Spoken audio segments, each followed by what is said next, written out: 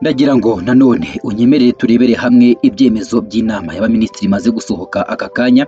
aho tugiye kurebera hamwe zimwe mu mpinduka zibaye muri guverinoma, ibyemezo bifashwe cyane cyane byaba ibishingiye ku mutekano w'igihugu, ibishingiye kandi ku mubano w'u Rwanda na Repubulika Iharanira Demokarasi ya Kongo,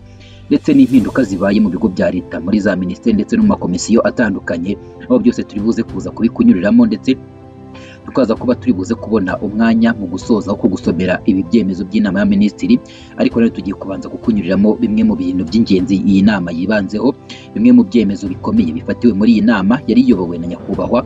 Perezida wa Repubulika y'u Rwanda Paul Kagame, yaje kubera muri village Urugwiro, ikaba imaze kurangira aka kanya. Nyemerera kandi nanone dutangiye tukubwira ko nyakubahwa Perezida wa Repubulika y'u Rwanda Paul Kagame yayoboye inama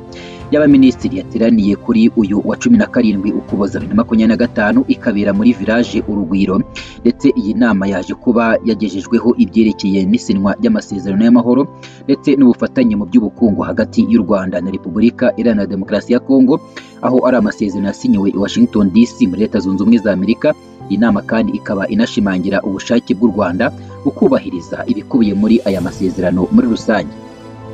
Iyi nama y'abaminisitiri nk'uko dutangiye tubikubwira yateranye kuri uyu wa 17 Ukuboza 2025, irebera hamwe ingingo zitandukanye zirimo amasezerano y'amahoro n'ubufatanye mu by'ubukungu yashyizweho umukono ku wa 4 Ukuboza 2025, aho yashyiriweho umukono i Washington DC muri Leta Zunze Ubumwe za Amerika, aho yaje gusinywa kandi na Perezida w'u Rwanda Paul Kagame ari kumwe na mugenzi we wa Kongo Felix Antoine Tshisekedi Tshilombo. U Rwanda kandi rwashimangiye ko rufite ubushake mu byo kubahiriza ndetse no gushyigikira inzira y'amahoro, yaba iya Washington DC ndetse n'iya Doha, ndetse no gukomeza kugira uruhare mu biganiro biyobowe n'umuhuza bwa Leta Zunze Ubumwe za Amerika, bikozwe mu buryo butabogamye ndetse bugamije gukemura ibibazo by'umutekano by'impande zose zirebwa muri ibi biganiro. Itangazo ry'ibyemezo by'inama y'abaminisitiri kandi yaje kuba iba kuri uyu wa gatatu tariki ya 17 Ukuboza 2025, ndetse akaba ari inama yateraniye muri village Urugwiro iyobowe na nyakubahwa Perezida wa Repubulika y'u Rwanda Paul Kagame. Iyi nama y'abaminisitiri yagejejweho isinywa ry'amasezerano y'amahoro n'ubufatanye mu by'ubukungu byabaye ku itariki ya 4 Ukuboza 2025 hagati y'u Rwanda na Leta ya Kongo, ndetse iyi nama yongeye gushimangira ubushake bw'u Rwanda bwo gushyira mu bikorwa ibyemejwe mu masezerano ya Washington ndetse no gushyigikira inzira y'amahoro ya Doha, no gukomeza kugira uruhare mu biganiro biyobowe n'ubuhuza bwa Leta Zunze Ubumwe za Amerika ndetse na Qatar, bikozwe mu buryo butabogamye bugamije gukemura ibibazo by'umutekano bw'impande zose zirebwa n'ibyo biganiro. Inama y'abaminisitiri yagejejweho ibikubiye mu bushakashatsi ndetse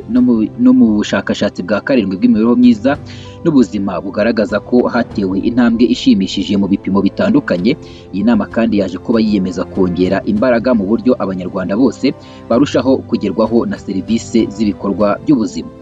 Inama y'abaminisitiri kandi yagejejweho igihembwe cy'ihinga cy'umuhindo cya 2026 gihagaze, ndetse ishimangira ingamba zo kurushaho kongera umusaruro w'ibihingwa, uburyo bunoze bwo gusarura ndetse no guhunika imyaka, ndetse no guhuza umusaruro n'amasoko. Inama y'abaminisitiri kandi yemeje itangwa ry'ubwenegihugu nyarwanda, ndetse iyi nama yaje kuba yemeza abahagarariye ibihugu n'imiryango mpuzamahanga mu Rwanda mu buryo bukurikira: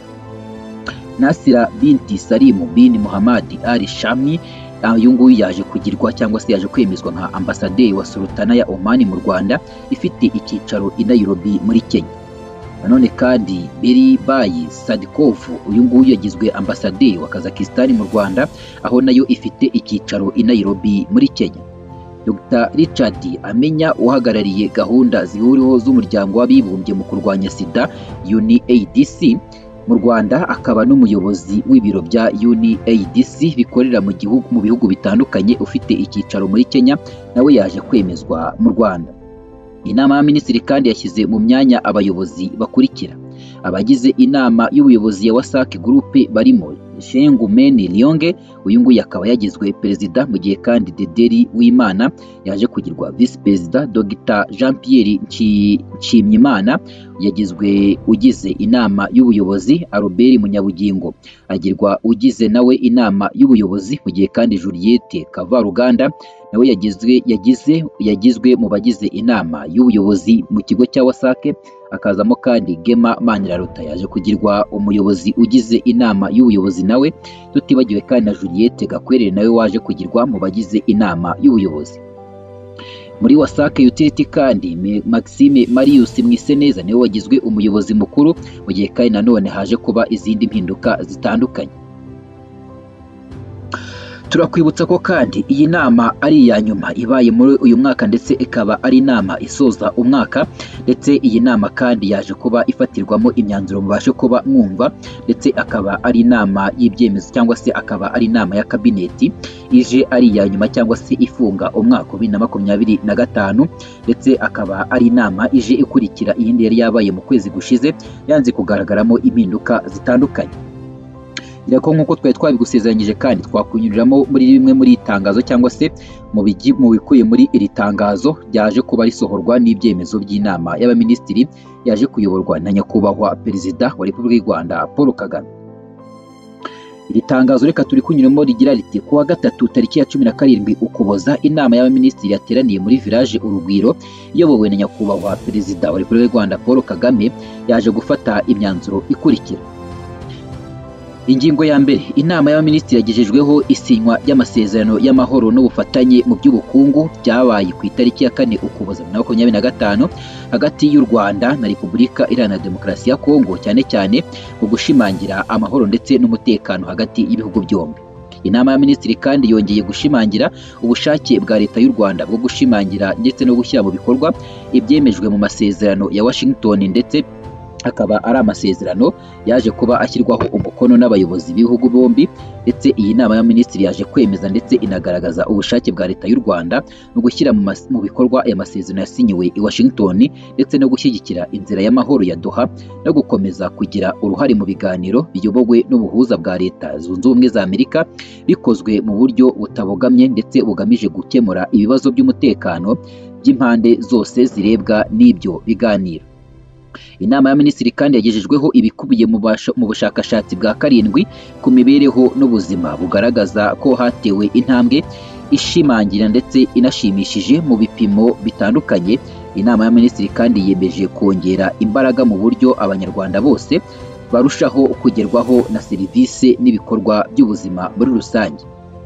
Iyi nama kandi yaje kuba yiga ku ngingo ya 3, ndetse yaje kuba igezwaho uko igihembwe cy'ihinga cy'umuhindo cya 2026 gihagaze, ndetse ishimangira ingamba zo kurushaho kongera umusaruro w'ibihingwa, uburyo bunoze bwo gusanura ndetse no guhunika imyaka, ndetse no guhuza umusaruro n'amasoko. Inama y'abaminisitiri kandi yaje gutangirwamo ubwenegihugu nyarwanda, ndetse ikaba yaje kuba itanga ubwenegihugu ku bantu batandukanye bari barasabye ubwenegihugu bwo kuba abanyarwanda muri rusange.